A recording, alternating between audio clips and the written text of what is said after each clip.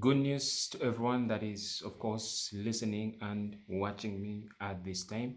I have an amazing word for you, and these words are there to jumpstart your day. They are there to help you out and to lift you up in the Lord. If you're watching it for the very first time, please get connected to this platform so that you never miss out on these beautiful awards. Remember that on a weekly basis, we have live streams specifically to pray for you. And if you have a testimony, please go ahead and share your testimonies because the Bible says it clear in the book of Revelations, they overcame him by the blood of the Lamb and the word of their testimony. The word of your testimony is so crucial to your breakthrough. If you want a breakthrough, you also need to testify because that seals your testimony. I have a word for you, and it's from the book of John, chapter 5, verse 1 to 11. John, chapter 5, verse 1 to 11. It reads, After this, there was a feast of the Jews, and Jesus went up to Jerusalem. Now there is in Jerusalem by the sheep gate a pool which is called in Hebrew Bethsaida, having 5 porches. In these lay a great multitude of sick people, blind, lame, paralyzed, waiting for the moving of the water. For an angel went down at a certain time into the pool and stirred up the water. Then whoever stepped in first after the stirring of the water was made well of whatever disease he had. Now a certain man was there who had an infirmity 38 years. When Jesus saw him lying there and knew that he had already been in that condition a long time, he said to him, Do you want to be made well? The sick man answered him, Sir, I have no man to put me into the pool when the water is stirred up. But while I am coming, another steps down before me. Jesus said to him, Rise up, take up your bed, and walk. And immediately the man was made well, took up his bed, and walked. And that day was the Sabbath. My Jesus, that day was the Sabbath. We shall end on that verse. That day was the Sabbath. You know, on the Sabbath, it was illegal. It was not required by the leaders for someone to be healed. Can you imagine what law that could be?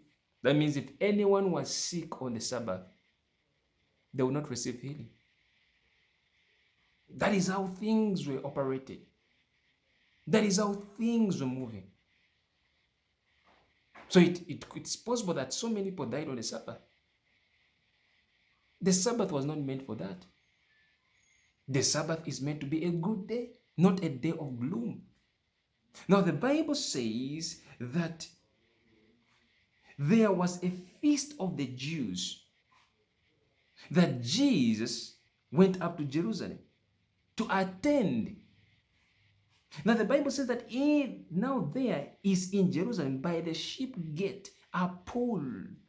Notice that this is a pool, not a swimming pool. This was a pool, a huge pool, which in Hebrew it is called Bethsaida. It had 5 porches. I talked about the significance of numbers. 5 is a number of grace. It means that in that pool there was grace available. There was mercy available. It doesn't matter what you have done, that if you stepped in the pool, grace was rendered to you.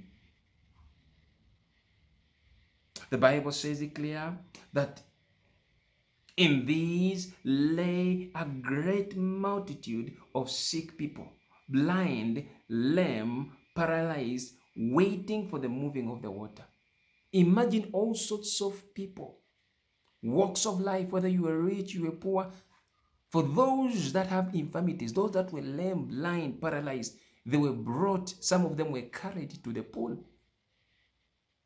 waiting for the healing. Remember, it was only one person that would be healed. Whoever steps in first will be made well. That means if you were number 2, you wait for another time. The Bible says it clear, there was an angel that went down at a certain time and stirred up the water. And stirred up the water. And there had been a certain man with a spirit of infirmity. The Bible even talks about the years this man was suffering. 38 years. Every year he would come to the pool. He had so much faith that probably his time would come. You see, you may have been in that condition for so long. You may have been in debt for so long. You may have been delayed for so long. But delay is not denial. Your time is coming. Have faith in God. This man had faith that one day he would step into the pool. Now all of a sudden he meets a stranger. And this stranger happens to be Jesus. He did not know that Jesus was speaking to him. Some of your solution is right in front of you. But because you are blinded to the things of this world, some of you are so focused on your situation that you have forgotten that God is there to solve your situation. You have to look up to God. Jesus, when he saw him lying there, the Bible says he knew that this man had already been in that condition for a long time. Do you know that you can tell how long somebody has been in that condition? You may not know actually. You may meet somebody, but by the way they respond to you, by the way they act, by the way they speak, you can see and actually try to predict the length of years that person has been afflicted. You can try. And sometimes, most times, it's by the Spirit of the Lord that reveals to you all these things. And the Bible says it clear. Jesus came to the man and said, do you want to be made well? He realized that this man needed healing. So he posed a question to him. Some of you, God is asking you one question. Do you want to be made well? I'm amazed at the man's response. Instead of saying yes, he started blaming others. The Bible says the sick man answered him, Sir, I have no man to put me into the pool when the water is stirred up. But while I am coming, another steps down before me. You see, instead of responding with a yes, he began pointing fingers at his friends, at people, that there was no help. Some of you, you are putting the blame on others. Stop the blame game. God is asking you one question. Do you want to be made well?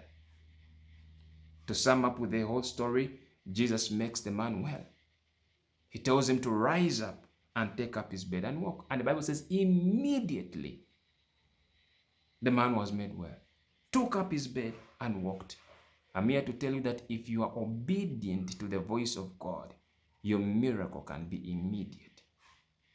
It can be with immediate effect. Sometimes it is you delaying yourself. Sometimes it's the mindset that you have been programmed to think that you cannot get out. But I want to tell you, change the way you think, and God will bring you up. Shalom.